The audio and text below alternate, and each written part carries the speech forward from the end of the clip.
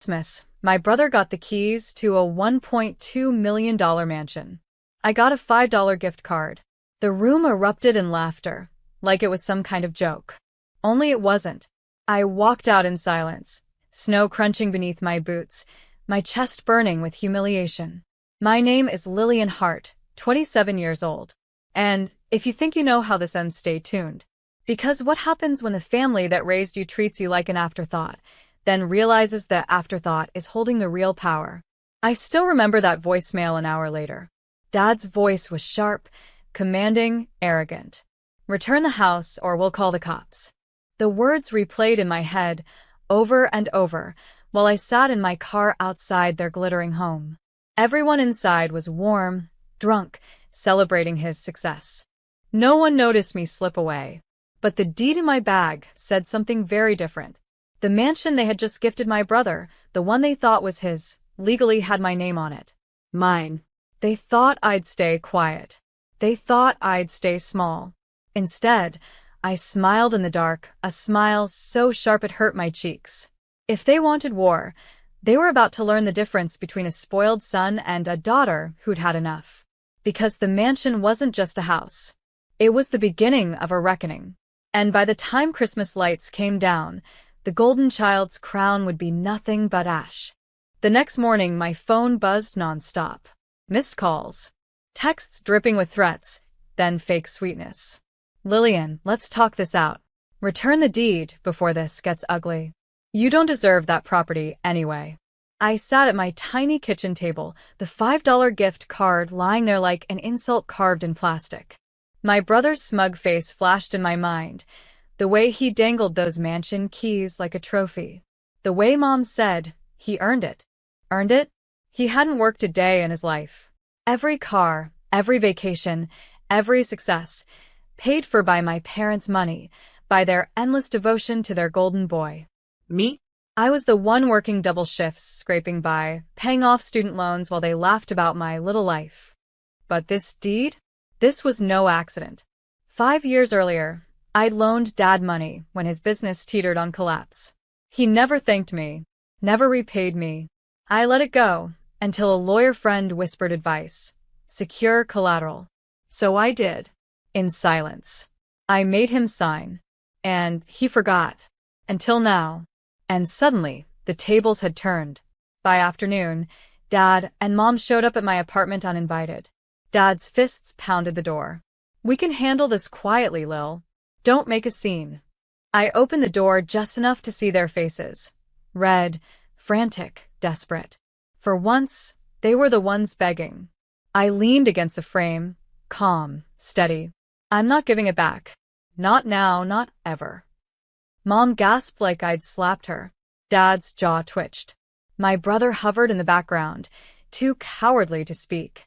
For the first time in years, I wasn't the embarrassed one. They were. And it was only the beginning. By the third day, their tone had changed. The voicemails weren't threats anymore. They were pleas. "Sweetheart, your brother has a family. He needs stability. Think about how selfish this looks. You don't even know how to handle a place like that. Be reasonable. Sign it over. We'll make sure you're taken care of." Taken care of. Like a stray dog they'd toss scraps at. I drove to the mansion that afternoon. The air smelled of pine and cinnamon, the kind of staged luxury scent that made real life feel fake. A silver bow still hung across the garage. The driveway shimmered with imported stone. For a moment, standing there, I wanted to cry. Because this house wasn't just bricks. It was proof. Proof that after years of being laughed at, ignored, and dismissed, I had finally flipped the script. Inside, I walked room by room, gleaming hardwood floors, a chandelier dripping like stars, a balcony with ocean views. My heart didn't ache. It hardened. I sat at the mahogany desk in the study, pulled out the title deed, and whispered aloud. "My name is on it. Not his. Mine." That night, I called my lawyer. File the notice. Block any transfer attempts. And check for hidden liens. He chuckled. "You've been waiting for this, haven't you?" "Yes," I said. "For years." The next morning, the family group chat exploded. Screenshots flew in from relatives, friends, even Dad's business partners. Somehow, word had spread. Everyone now knew. The mansion wasn't gifted to the Golden Son.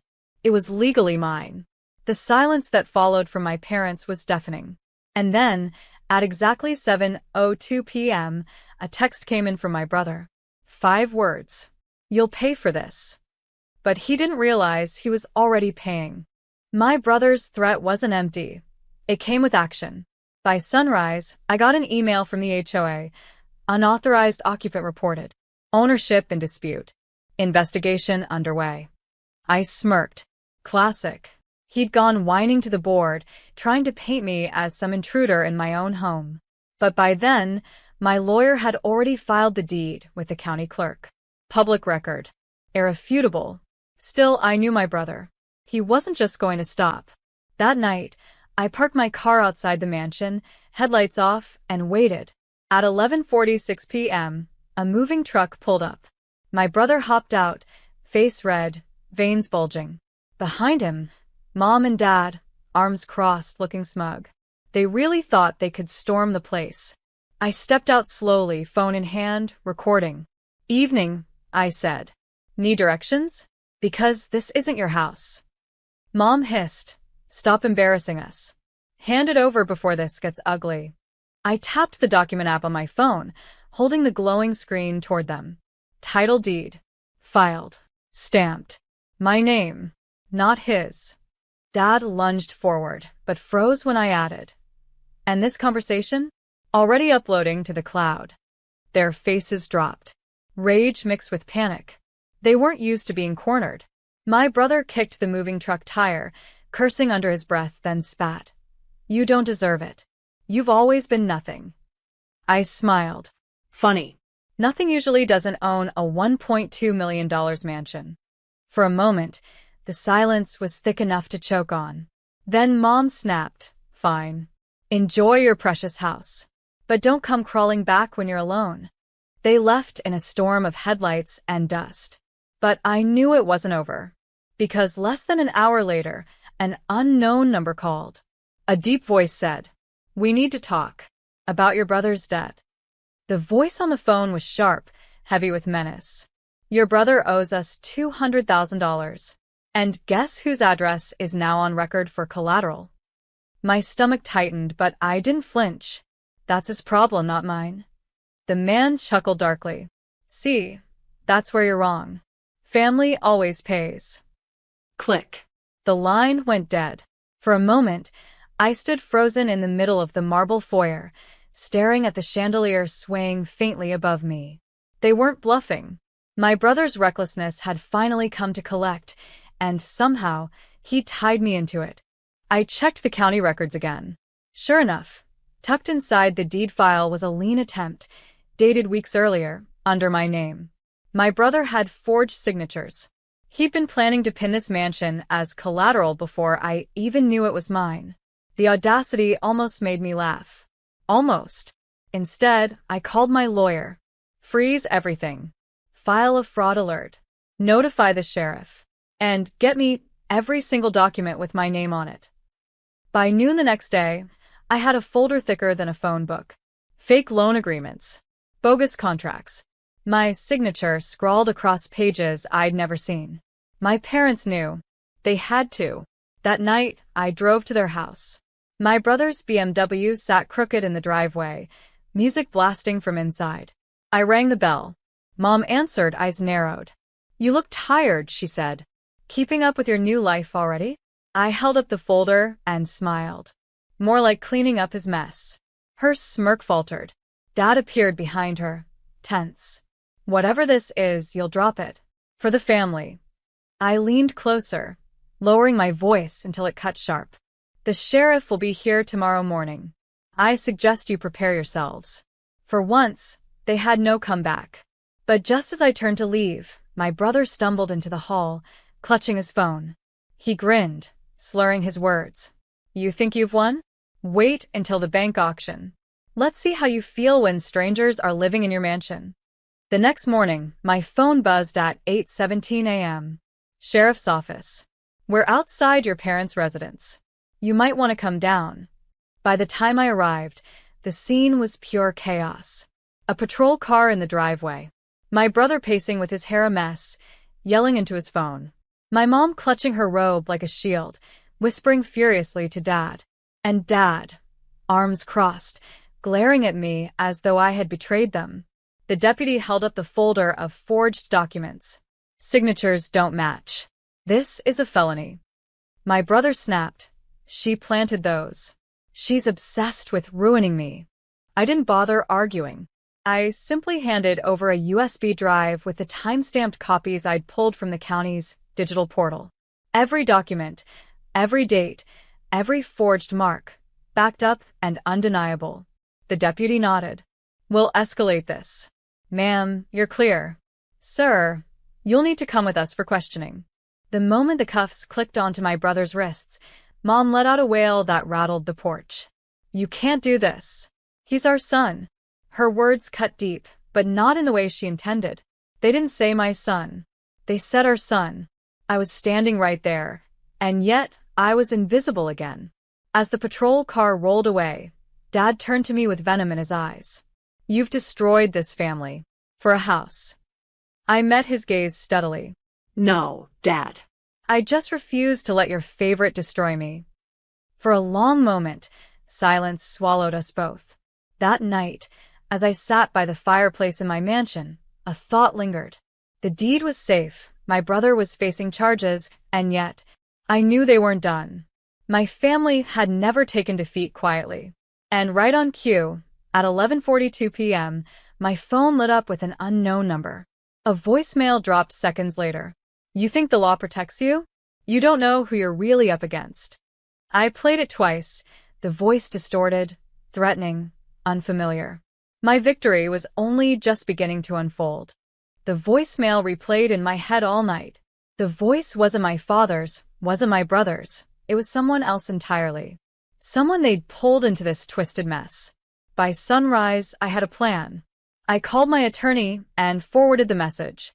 Run a trace. I want to know exactly who's behind this.